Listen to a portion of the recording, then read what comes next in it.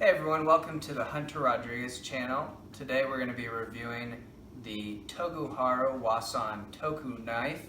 This comes from Korin out of New York City. Obviously comes with an awesome case.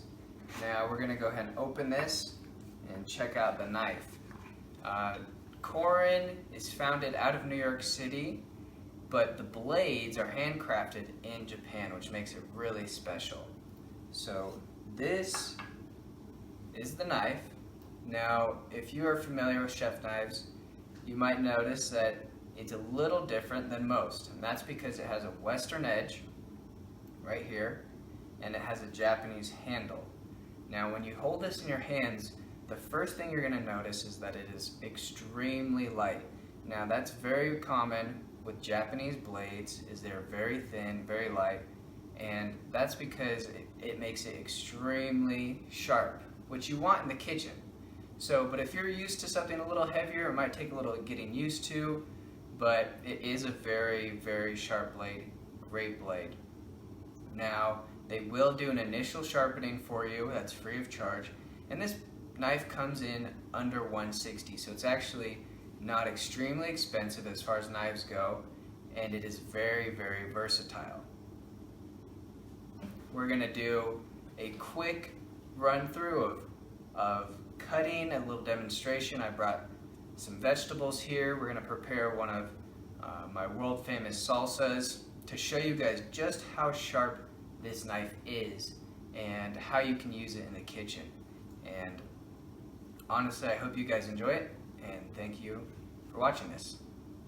So to show off the Togiharu Wasantoku knife, or I'll just call it the Korin knife because that's who makes it, we're going to make some of my world famous salsa.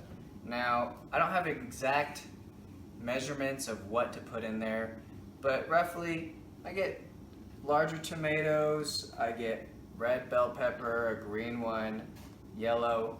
These really add color to the salsa and great flavor.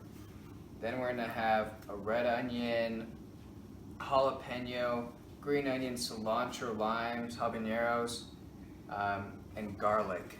Now, what's really nice about this salsa is you can, based on how many habanero peppers you put in it, you can actually make it spicy or less spicy, just based on that. And what's really fun about this salsa is you're actually going to grill these. So you're going to throw these on the grill or on this stove where you just put the gas on and you just put them on the flame and you kind of toast all the sides. That really brings out some of the flavor. We're also going to mince up the garlic and then put some olive oil in this pan and then saute the garlic, and that'll be crunchy, and you'll add a little crunch to your salsa, and then just salt and pepper to taste. Let's go ahead and get started. Now we're going to start with the tomatoes first to really see just how sharp this knife is. Now, as most people know, sometimes you want to use a serrated blade when cutting tomatoes, unless you have a very, very sharp knife. So make sure you're holding it properly, and then we're just going to apply, wow, hardly any pressure at all, and it goes right through it. That's how we know this blade is sharp. Now we're going to cut all these up, toss them in the bowl, and then by the end we're going to blend a little, and we'll see how this salsa comes out. So we're going to continue to demonstrate just how sharp this knife is. Now, as you see, I'm just barely applying any pressure to slice through this tomato. The next thing we want to prepare is going to be our garlic. Now I already broke it up. Now we're going to mince the garlic, and then we're going to throw it in with some olive oil and saute it until it's golden. That's when we know it's crispy. Now that we have minced our garlic, we're going to put the olive oil into the pan, and then we're going to saute it.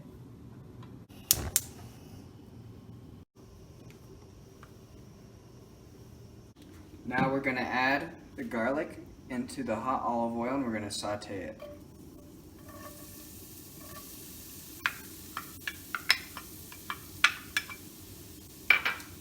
Now, you can see we've goldened the garlic so it's going to be nice and crispy when we add it to our salsa.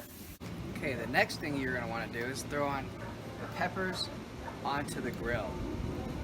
Okay, after a couple of minutes of having the peppers on the grill and rotating them, we're going to go ahead and take them off. As you can see, they're nice and black on the outside. We're just going to put them in here, and then we're going to go cut them up and put them in the salsa. Now that we've got the peppers all cut up and ready to go, and now that they've cooled off a little and we can handle them, we're going to go ahead and slice them up and throw them into the salsa. And then, once again, we group this up, bunch it together, and then slice through. Now with this knife, it has been so easy to cut through these vegetables just because of how sharp it is. So we've added some cilantro, and then we added some smaller tomatoes. We added habanero peppers. Now we're going to add some red onion. And I like to pre-cut it so then you can just do this and get some nice pieces to come out. Next thing we have are some limes. Now what you're going to want to do is you're going to take a lime and you're going to throw it into the microwave about 20 seconds, and then we'll roll them out, and it just makes it easier to juice. Now that we've microwaved our limes and we've rolled them out, they should be pretty easy to juice. So we'll just cut them in half, bring it over,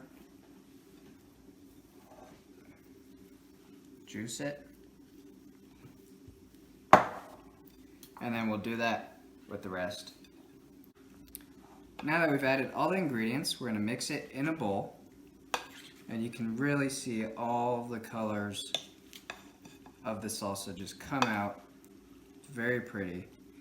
Now if you really wanted to, you could just end it right here. Some people like, a chunky salsa. I prefer it a little more blended. It will make it a little juicier, but it's still going to be delicious. So we'll go ahead and fill the blender up.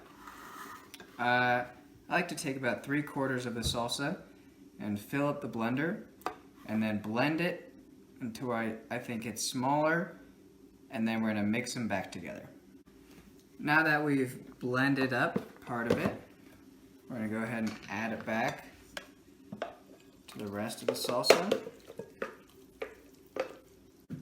And lastly, we're going to salt and pepper to taste. I love fresh ground pepper. And after salt and peppering to taste, there's our salsa. As you can see, beautiful colors, and it is an amazing taste. So thanks folks for watching. I hope you enjoyed this. Hopefully you could learn how to make this salsa a little, and then also enjoy the knife that we used, the Korin knife. You could find that on Korin.com. They have amazing products. And then the salsa, all your ingredients just at your local supermarket. It's really not that difficult to make, and it's sure to impress all of your friends. Thank you.